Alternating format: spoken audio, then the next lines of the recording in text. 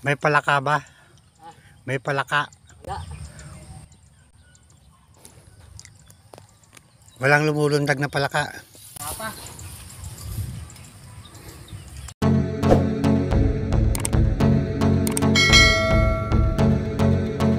Welcome to my vlog.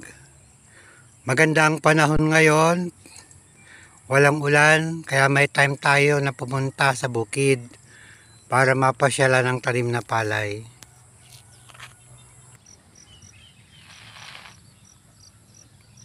Wala pa ring tubig ang irigasyon, kaya ang mga tanim na palay nabubuhay sa bagsak ng ulan. Kaya malaking tulong din ang ulan para sa mga palay.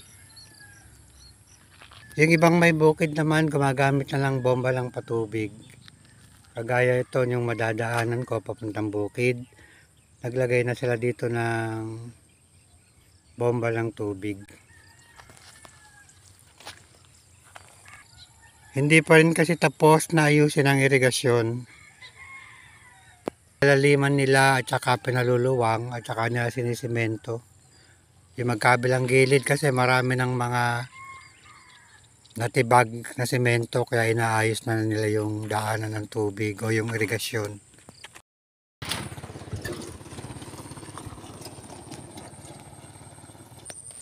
Ang hirap din kaya magsunong ng sakati o ng pagkain ng kalabaw.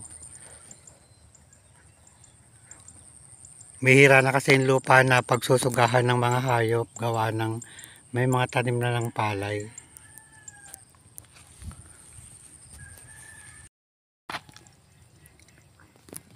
May mga tanim na gulay dito sa irigasyon. Kalabasa ata ito. Daming bulaklak ang kalabasa niya.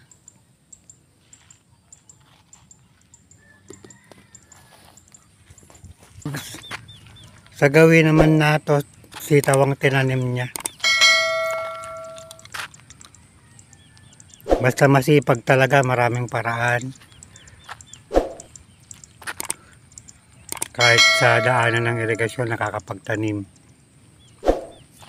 Gumagapang lang kanyang sitaw. Maluwang din ang mga tanim na gulay dito sa may irigasyon.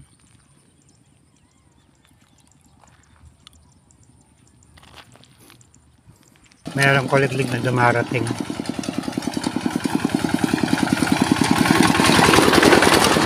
Andito na ako sa bukid. Malalaki na rin yung palay sa kabilang side, dito sa side na to. Palay ng mga ibang barangay. Ito naman yung palayan sa gawing barangay namin.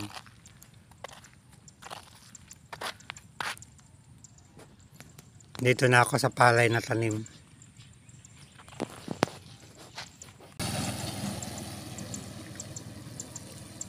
Wala pa ring tubig ang irigasyon dito sa lugar namin.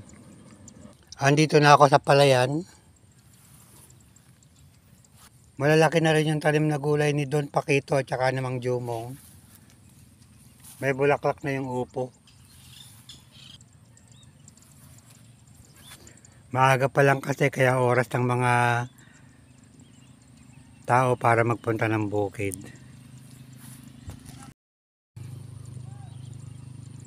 Malawang din itong natamnan ng upo.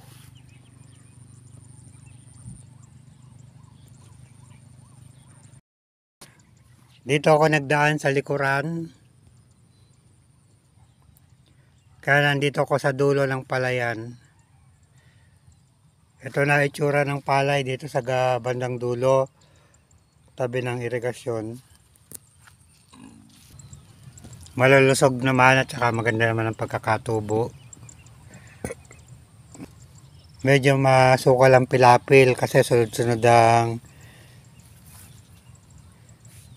ulan, kaya hindi masyadong nalilinisan. Pero wala namang cobra dito.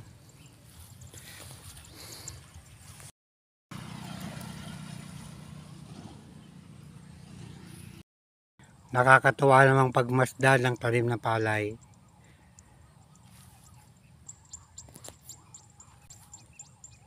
Masarap sa mata ang mga kulay.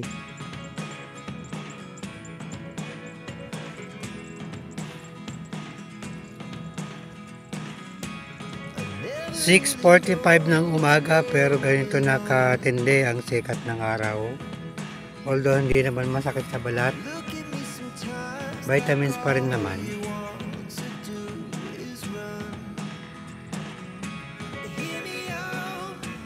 Ganito naman ang itsura ng palay dito sa gawing gitna. Matataba ang mga puno.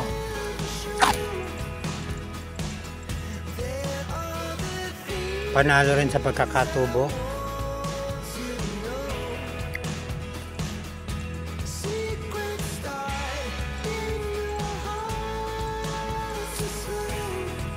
Naglilinis ng damo si Mang Dumong sa Pilapil. Nagbabawas din sila ng damo sa palay dahil meron na rin mga damo. Kailangan mabawasan para hindi naagawan ng sustansya ang palay.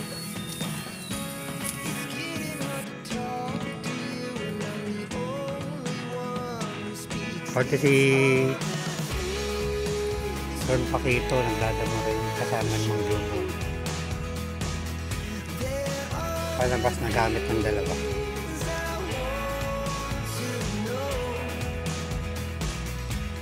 Ganito naman ang itsura ng palay dito sa pinaka-unahan o sa punuan. Dito sa malapit sa bomba ng patubig. After 52 days, ganito na ang itsura ng palay na tanim dito sa bukid.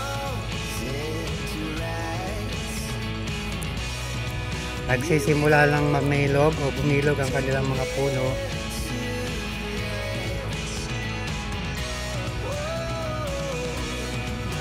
Para sumulpot na ang mga bulaklak. Ang gaganda ng mga puno ng palay. Sisimula na siyang magbilog o bumilog. Para magkaroon ng bulaklak. Actually, meron na rin mga bulaklak na naglalabasan. Pero kakaunti pa lang.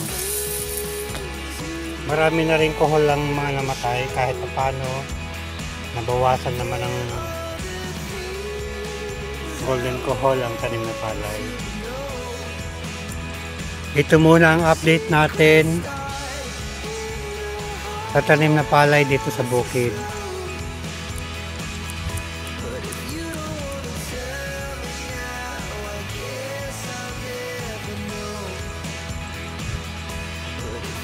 Till here.